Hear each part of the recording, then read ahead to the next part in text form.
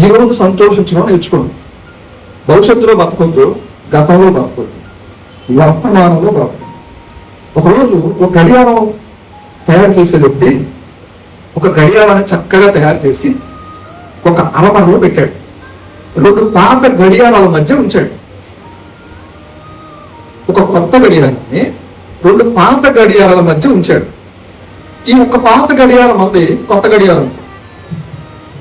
ఏంటి కొత్తగా చేశాడని మురిసిపోతున్నావా?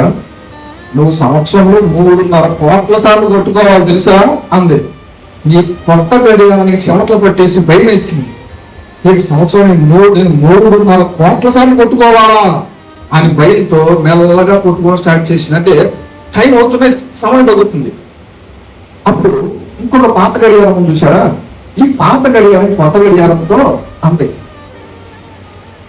ఇలా సమయాన్ని తక్కువ కొట్టుకుంటే నిన్ను డిస్మాండ్లింగ్ చేస్తాడు అధికారి, జాగ్రత్త.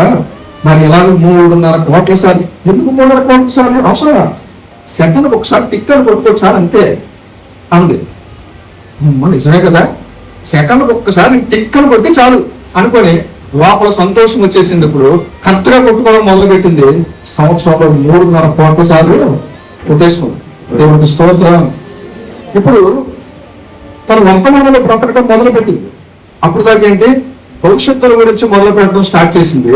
నేను 3.5 కోట్ల సార్లు కొట్టుకోవాలి, 3.5 కోట్ల సార్లు కొట్టుకోవాలి, 3.5 కోట్ల సార్లు కొట్టుకోవాలి సంవత్సరంలో. దేవుడు అందుకు చెప్తున్నాడు, ఆ పాత గడియలో ఏం చెప్పింది, నువ్వు సెకండ్కి ఒక్కసారి టిక్ అని కొడితే చాలు. నువ్వు చాలా సింపుల్ కదా అనుకుంది.